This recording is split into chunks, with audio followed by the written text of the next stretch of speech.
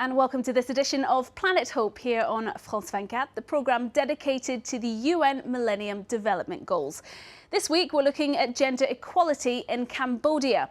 Back in the 1970s, the Khmer Rouge, a notorious regime, was at its height. Its agricultural reform led to famine, while its social policy led to genocide.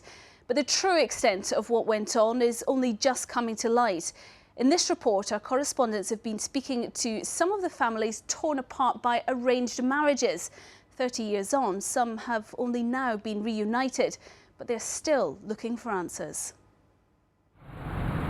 The trial of the key leaders of the Khmer Rouge began in 2009, and Cambodians are discovering bit by bit the extent of the atrocities committed by Pol Pot's regime. Among the crimes that remain taboo are the forced marriages of hundreds of thousands of men and women.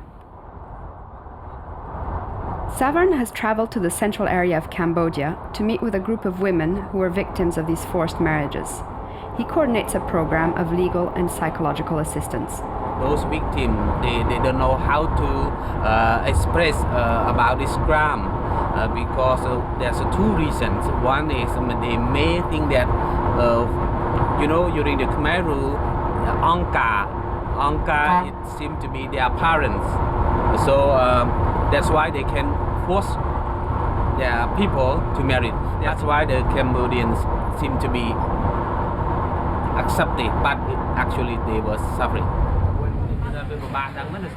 The goal of the meeting is to prepare these women to press charges at the Khmer Rouge tribunal. Some 40 of them are meeting today in Prey Veng, and they are all determined to testify against the perpetrators. I want the Khmer Rouge leaders to be tried for their crimes.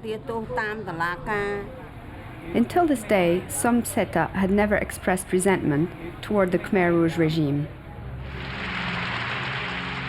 Starting in 1977, the Angkar led by Pol Pot decided to force Cambodians to marry. 300,000 people were subjected to forced collective wedding ceremonies. The aim was to break down established social structures and increase the population.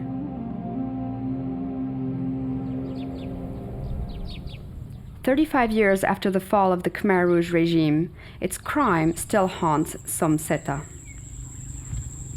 It happened here, in the middle of this rice paddy field.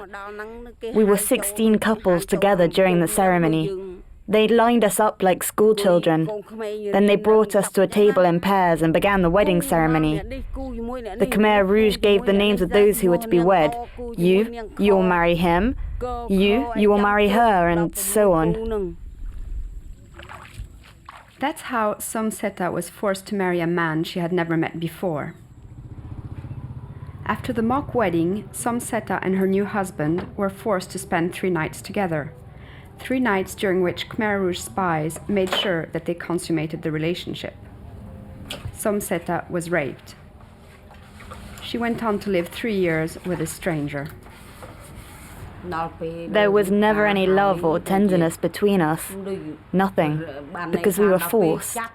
After those 3 obligatory nights, I went home without my husband. He went back to work. He was a doctor. I saw him every 2 weeks, but I didn't care whether he came or went. I wasn't interested.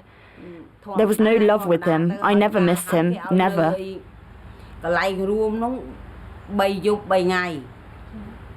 Som Seta's forced marriage only lasted as long as the Khmer Rouge regime. She never remarried, traumatized by the experience. Since the end of Pol Pot's rule, victims of forced marriages had retreated into silence. Back to Prey Veng. These women will now have to learn to handle their painful memories and come to terms with their grief, with the help of a psychologist. For this therapy, the victims go so far as to mime the forced wedding ceremony, some playing the role of Khmer Rouge leaders, and others their own roles. You may not refuse to get married. The Angkar demands that you accept. But I have no feelings towards this man. That's the way it is. The Angkar is organizing the wedding for you. If you refuse to get married, you will have to face your responsibilities. I remember at the time no one refused to get married. Everyone accepted and wiped tears from their eyes without saying anything.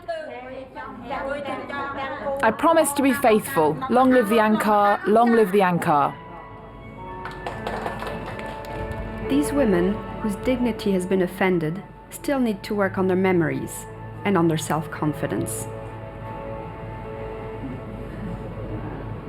It's much better now. You have managed to distance yourselves from the past. You must know that the past cannot be changed, and you can't return to it. Now no one can force you to marry again.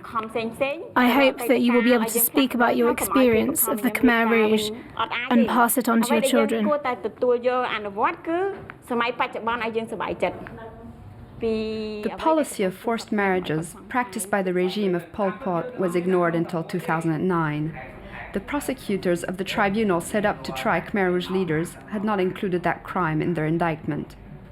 Only when the victims' lawyers found out about this general policy did it come to light. Now, after months of investigation, they want to include forced marriage in the list of crimes against humanity. Women should become pregnant. That means we want to get it classified as forced pregnancy as another inhuman act, and also as enslavement, because it was under the ownership of Ankar to determine the sexual relationship of the population, and also when the couple had to come together. And this is a clear case of enslavement.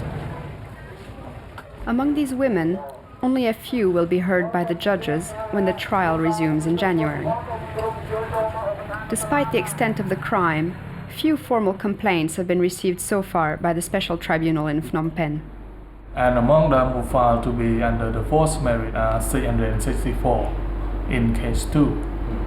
And we understand that there are thousands of couples being forced to get married during the Khmer Rouge time, but some factor may be render their willingness or bravery to the Cambodian tradition. Victims of forced marriage also keep a low profile because of a feeling of shame. Traditional marriage was flouted, and the Khmer Rouge disorganized Cambodian social structures. As early as 1975, Pol Pot's regime emptied cities of their inhabitants to send them across the country. Most Cambodian families were thus separated. Teams of journalists are now trying to reunite family members. Hello, hello. Have any members of your family disappeared? No. And do you know any in the village here? No. No, I don't think so. These journalists travel to the most remote provinces of the country. Their goal is to bring together the members of a same family on the set of their program. Their TV show is a success. It is called It's Not a Dream and is watched by millions every month. These people have not seen each other since the fall of Pol Pot's regime in 1979. Since the program started, more than 100 families have been reunited. Prak Sukayuk, the producer of the show, had not expected such a success. When we start the project, we are in the team also ask ourselves, is it possible to be success? Because it's already 30 years ago, and most people give up their hope and even don't want to remind about the situation, because when they talk about the situation, it's really hurt. People even didn't believe that can happen in Cambodia because Khmer killed Khmer people. The memory of that time is not passed easily from one generation to the next, so young Cambodians often have no idea of the crimes committed by the Khmer Rouge. When the young journalist Chan Lida realized that, she decided to produce a documentary about forced marriages. Many people still don't know what happened at the time. School books don't mention it much. There are 2 or 3 pages about the Khmer Rouge. Forced marriages are new. My generation never heard about it at school either. We don't understand why so many people died, why such massacres and torture took place. We still haven't got answers to understand our own history. The victims too would like to get answers to their suffering, to be able to ask the perpetrators still alive why they were forced to marry strangers.